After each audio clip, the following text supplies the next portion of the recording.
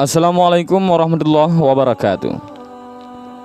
Nabi Khidir alaihissalam adalah nabi yang ditunda kematiannya karena beliau telah meminum air kehidupan ataupun ainul hayat. Ketika itu, Raja Iskandar Zulkarnain berniat mengadakan perjalanan untuk mengelilingi bumi, dan Allah Subhanahu wa taala mewakilkan salah satu malaikatnya yang bernama Rafail untuk menyertainya dalam perjalanan panjang itu. Karena ditemani oleh seorang malaikat, Raja Zulkarnain banyak mengajukan pertanyaan seputar dunia dan akhirat serta isinya. Salah satu pertanyaannya adalah tentang ibadah para malaikat di langit. Wahai malaikat Rafail, ceritakanlah kepadaku tentang ibadahnya para malaikat yang ada di langit, tanya Raja Zulkarnain. Para malaikat yang ada di langit, ibadahnya ada yang berdiri tidak mengangkat kepala selama-lamanya. Ada juga yang bersujud tidak mengangkat kepala selama-lamanya.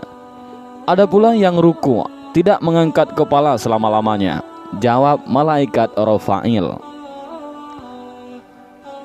Alangkah senangnya hati ini seandainya aku bisa hidup bertahun-tahun lamanya untuk beribadah kepada Allah Subhanahu wa taala, kata Raja Zulkarnain kepada malaikat Rafail waktu itu.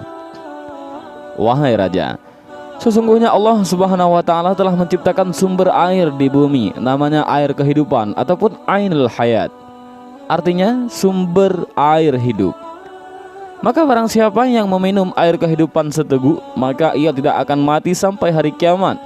Atau jika ia memohon kepada Allah Subhanahu wa taala untuk dimatikan, kata malaikat Rafail.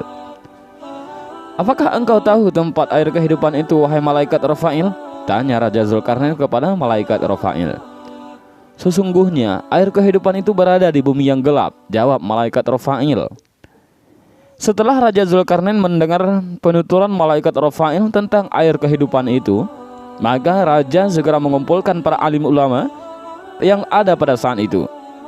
Sebelumnya, raja bertanya kepada para mereka ulama tentang letak air kehidupan, tetapi mereka semua menjawab tidak tahu. Wahai para alim ulama, tahukah kalian di manakah letak air kehidupan itu? Tanya raja. Kami tidak mengetahuinya, wahai baginda. Hanya Allah Subhanahu wa taala yang maha mengetahui, jawab salah seorang ulama. Ada salah seorang ulama yang mampu menjawab meski tidak sedetail mungkin, yaitu sedetail letaknya di mana ainul hayat itu. Sesungguhnya aku pernah membaca di dalam wasiat Nabi Adam alaihissalam bahwa beliau berkata, sesungguhnya Allah Subhanahu wa taala meletakkan air kehidupan itu di bumi yang gelap, kata ulama itu. Di manakah bumi yang gelap itu? Tanya raja. Yaitu di tempat terbitnya matahari, jawab orang alim yang ulama itu. Kemudian Raja Zulkarnain menyuruh para pengawalnya untuk menyiapkan segala keperluan untuk mencari dan mendatangi tempat air kehidupan itu. Kuda apa yang sangat tajam penglihatannya di waktu gelap? Tanya raja. Kuda betina yang masih perawan, jawab para sahabatnya. Sesungguhnya dan akhirnya raja mengumpulkan 1000 kuda betina yang masih perawan, dan ia memilih di antara 6.000 tentaranya yang pandai serta ahli dalam mencambu. Di antara para tentara itu ada Nabi Khidir alaihissalam. Bahkan beliau menjabat sebagai Perdana Menteri waktu itu. Setelah dirasa semua cukup dan siap, maka berangkatlah Raja Zulkarnain dan Nabi Khidir alaihissalam yang berjalan di depan pasukan. Setelah sekian lama mencari, akhirnya mereka mengetahui tempat terbitnya matahari. Mereka pun menuju arah terbitnya matahari tersebut.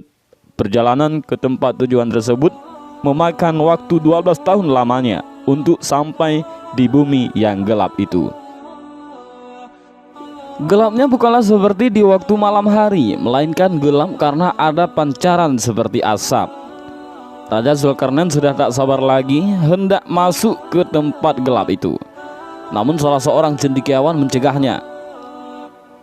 Para tentara berkata kepada raja, wahai baginda, sesungguhnya raja-raja yang terdahulu tidak ada yang masuk ke tempat ini, karena tempat yang gelap ini berbahaya. Wahai prajurit, kita harus memasukinya. Tidak boleh tidak, sanggah sang raja. Karena raja bersikeras hendak masuk, maka tak ada seorang pun yang berani melarangnya. Diamlah dan tunggulah kalian di sini selama 12 tahun.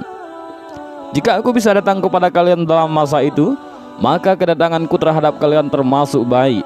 Dan jika aku tidak datang dalam 12 tahun, maka pulanglah kalian kembali ke negeri kalian, ujar sang raja. Setelah itu raja mendekat dan bertanya kepada malaikat Rafail, apabila kita melewati tempat gelap ini, apakah kita dapat melihat kawan-kawan kita? Tidak bisa kelihatan, jawab malaikat Rafail.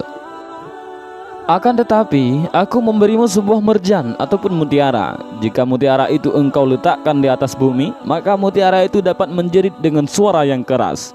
Dengan demikian kawan-kawan kalian yang tersesat jalan dapat kembali kepada kalian. Jelas malaikat Rafail yang lebih lanjut lagi. Dan begitulah akhirnya Raja Iskandar Dzulkarnain masuk ke tempat yang gelap itu. Selama 18 hari lamanya tidak pernah melihat matahari dan bulan, tidak pernah melihat malam maupun siang, tidak pernah melihat burung dan binatang liar. Sedangkan raja berjalan dengan didampingi oleh Nabi Khidir alaihissalam. Pada saat mereka berjalan, maka Allah Subhanahu wa taala memberi wahyu kepada Nabi Khidir alaihissalam bahwa sesungguhnya air kehidupan itu berada di sebelah kanan jurang, dan air kehidupan ini aku khususkan untukmu.